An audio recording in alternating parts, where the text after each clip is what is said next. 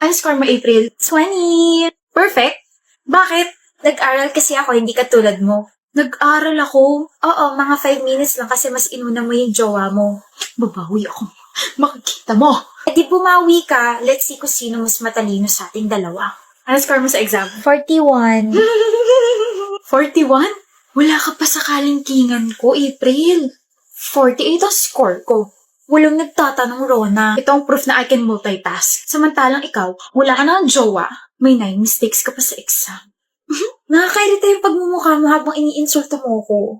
Ano ba mga mali mo? Yung computation. Mali yata yung ginamit kong formula.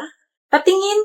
Pangit talaga ng sulat mo. Turuan mo ako, hindi ko sinabing insultuin mo yung penmanship ko. Napagbaliktad mo yung formula, ito dapat yung ginamit mong formula. Kunin mo libro mo, dali, explain ko. Ang baba ko, April! Kasalanan ko? Habang nagkukwis kasi tayo, binabangungot ako ng pagmumukha mo. Visit ka? Ano, ilang ka? 9. Ang baba nga! Ano ba mga sinagot mo? Pangalan ng jowa mo? Pangalan mo siguro nalagay ko kasi palagi kang mali sa paningin ko. Hindi kita pinalaking ganito, BFF. This is not you. Wake up! Ilang ka ba? 9 rin. Pumali ako sa true or false eh. Tignan mo, 9 ka rin eh. Magkaaway ba kayo? Hindi. No? Eh bakit parang magkalaban kayo lagi pagdating sa exams, quizzes, at saka recitations? Para kayo nagpapayabangan ganun. Rona? Totoo ba yun? Are you competing with me? Are you threatened? Bring it on. Ganun ba gusto mo? Alam mo, Kayla, this is just how we motivate each other. Friendly competition, tapos kami lang yung nagkakaintindihan. Pero okay kaming dalawa. Hindi kami magkaaway, di ba? Oo, hindi kami magkaaway. Palagi ko nga siyang tinuturuan kasi mas matalino ko kaysa sa kanya eh. Mas matalino ako. Mas napaka-sobrang talino. Mag-best friend nga talaga kayo. Kayo lang talaga nagkakaintindihan. Excuse me. Saan mga kasama mo, Clover? Umalis. Iniwan ka? Hindi Kala ko iniwan ka eh. Magagalit talaga ako. Lah, ba't ka magagalit? Ang isang Diyos ang katulad mo ay hindi dapat iniiwan mag-isa. Ganun lang. Bakit mo ako iniwan, JD? Anong oras na ba? Bakit mo ako iniwan? Bakit ka nakipag-break sa akin kung ganun? Kapal ng mukha mo magsabi hindi dapat ako iniiwan, eh ikaw nga yung gumawa nun. Grabe, nasisilaw ko sa araw. Tanga, gabi na. Bilis naman ng oras. Naka-move on ka na ba, ha? Sakit ng likod ko. Ako, oo. Ano? Naka-move on na ako. May bago na nga akong boyfriend eh. Mas better sa'yo. Kailan pa?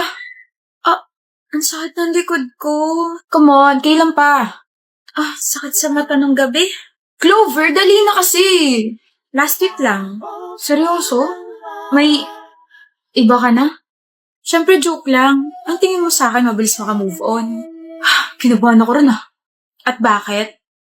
May feelings ka pa sa akin, no? Kaunti. Kaunti? Kaunti na lang mababaliw na ako sa'yo. So, bakit mo nga ako iniwan? Nagloko ako. Gagstick. Nagloko ako sa quiz. Ano ba? Pinakaba mo ko. Girlfriend ko hinahanga ng mga estudyante dahil matalino na maganda pa. Samantalang ako, eto, nag-cheat sa quiz. Bobo ka kasi. Bobo talaga ako. Ano? Bobo ka kasi. Nandito naman ako, tutulungan kita. Nahihiya kasi ako. Mahiya ka talaga. Ang talino at ganda ng girlfriend mo tapos ganyan ginagawa mo. Kaya tara na. Saan? Magbalikan tayo at tuturuan kita sa mga subjects na nahihirapan ka. Oy, nagniningning yung mga mata. Oo na. Masaya lang ako kasi hindi na kita ex. At hindi ka na magtatanong ng why kung bakit kita iniwan. Nasingit mo pa yung variables ha. Kilabutan ka nga. 1, 4, 3. Takti. Happy anniversary, love. Oh, sa akin ba yan? Ito agad napansin mo? You won't greet me? Sorry. Happy second anniversary, Chandra. Walang endearment na kasama? Big deal ba? Hindi naman. Hindi pala eh. So, akin ba yung box 10? Oo. Akin na to Walang thank you? Thank you. Open ko na. Ano to? Bakit puro pagkain tsaka letters? May bulaklak pa na hindi ko naman alam kung saan ko ilalagay.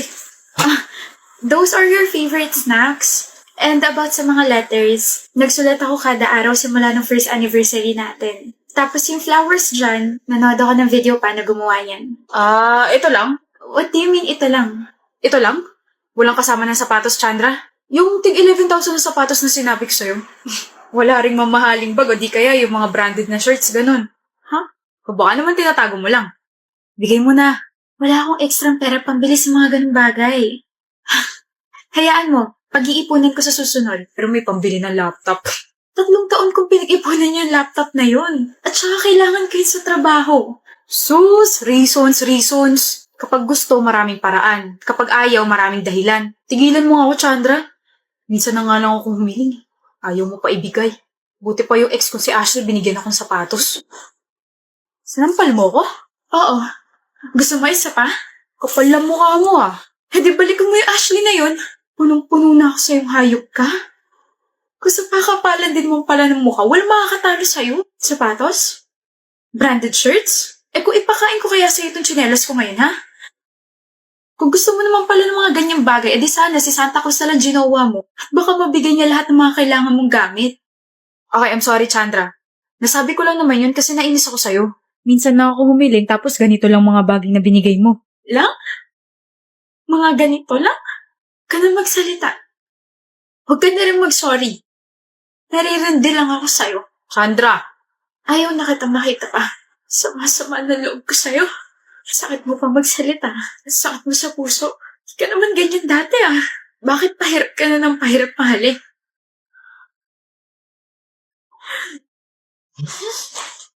Buisit na box.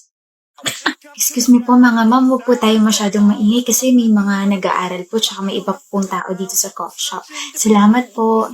Lang. Paul, huwag ka kasi maingay. Kanina pa tayo ng CCT. Bakit ba gusto ko mag-ingay? Public place naman to. Picture mo na kasi ako. Yung maayos huwag naman yung blurred. Saan ba ka ito pipicturan? Dito sa may tabi na upuan. Layuan mo bakas. Ikaw kaya lumayo, Fina. Ang sigit na dito sa pwesto ko. Malit naman kasi nitong coffee shop na to, kairita. Aray! Ano ba? Uy! Oh. Miss, hindi ka ba magsasorry? Ako na yun nasaktan. Ako pa yung magsasorry. Ikaw yung nakatama sa kanya di sana hindi kayo dyan pumwesto. Uy, Fina, ano ka ba? Magsorry ka na lang. Wag, Kim, okay lang. Hayaan mo na. Oh, hayaan naman pali. Di tapos ang usapan. Kas, picture mo na kadali. Hayaan? Kanina pa sila magulo, Sere. Excuse me? Magulo? Nasa public place tayo. Hindi ba pwede magsalita? Magpicture? Nagsisigawan na kayo simula kanina pa. Ingay-ingay nyo, lalo ka na. Hindi nyo ba nakita yung sign sa counter na huwag masyadong maingay dahil may mga nag-aaral at nagre-relax dito? Be considerate naman mga miss. Tama mo sinabi, sorry. Huwag sa akin.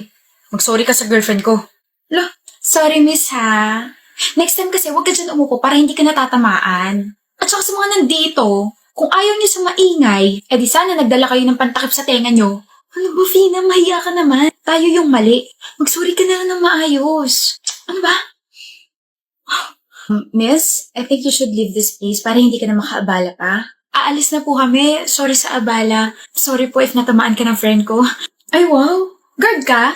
Kapal naman ang mukha mong paalisin ako. Makapal talaga mukha ko kasi ako po yung may-ari nitong maliit na coffee shop na to. OMG. My name is Sarah Andres at halika po sa office ko para makapag-usap tayo ng maayos. Ayoko! Wala akong pakialam. Kung gano'n naman pala, pwede na po kayong malis. Di na ako babalik dito. Mas maganda nga po siguro kung hindi na po kayo bumalik dito para wala na kayong maabala ng mga customers. And sana makapag-reflect po kayo na hindi lahat ng pinupuntahan yung lugar ay pwede na po kayo sumigaw ron at pag-ingay. Papangit ninyo. Halika na nga! Sensya na talaga. Have a nice day. Sa mga nandito po, pasensya na po talaga. Okay ka lang, mahal? Oo. Gaano na kaya katagal magkaibigan ulit? 6 years, no? Like, since junior high. Tapos ngayon, parehas pa kayo na pinapasok ang university. Sinundan niya ako. Ang kapal ng mukha mo, Kiana. Totoo kaya, takot ka mawala ko sa paningin mo. Utot mo. Aminin nyo nga, kayo ba? Hindi, no? We're best friends kaya. Oh. Best friends. Best friends. Wait, anong gagawin natin ngayon? Ba na yan, Kiana? Puyat ka kasi ng puyat kaya hindi mo na maalala. Shut up, Skylar. Maglalaro po tayo ng badminton. Yun ang hindi ko nadala. Extra shirt. I have. It's oversized. Bagay naman sa'yo lahat, huwag ka na magreklamo. Tsaka ito pala, pang-ipit. Bakit may pang-ipit ka? May girlfriend ka na, no? Girlfriend, para sa'yo yan, lagi ka kasi nakakalimot magdali. Thank you. Anong ngiti yan? Umamin ka na kasi. Umamin? Ganun na ba ako halata? Utod mo! Anong hanap mo? Yung pinaprint ko, naiwan ko yata. Oh. Baka mo talaga. No, ibabagsak mo pa yung subject natin eh. Oh, I'm so glad I have you in my life, Skylar. Gawin na kaya kitang boyfriend ko. Gusto mo ba? Kadiri ka. Deserve. Skylar, samahan mo ko. Hindi nga pwede ngayon, kaya nasa susunod na lang. May date ka, no? Uy, hindi ah. Gagawa kasi kami ng project ng partner ko sa library. Daya naman kasi dapat ako yung partner mo eh. Nagsiselos ka ba? Wag. Tsaka feeling ko kung partner kita, edi wala tayong nagawa. Ganon. Hindi na kita kakausapin forever. Skyler, ito na pala partner ko eh. Hi, Tiana. Hi, Jam. Pahiram muna ako sa BFF mo ha. Kahit wag mo na ibalik. Sure ka? Gusto ko pa man din siya. Huh? Baliw! Oo, baliw sa'yo. Ano yung chinat mo? May sasabihin ka? Sakto ako rin. Tsaka may ibibigay ako sa'yo. May ibibigay ka? Sige, ikaw muna. Ladies first. May nanliligaw na sa akin.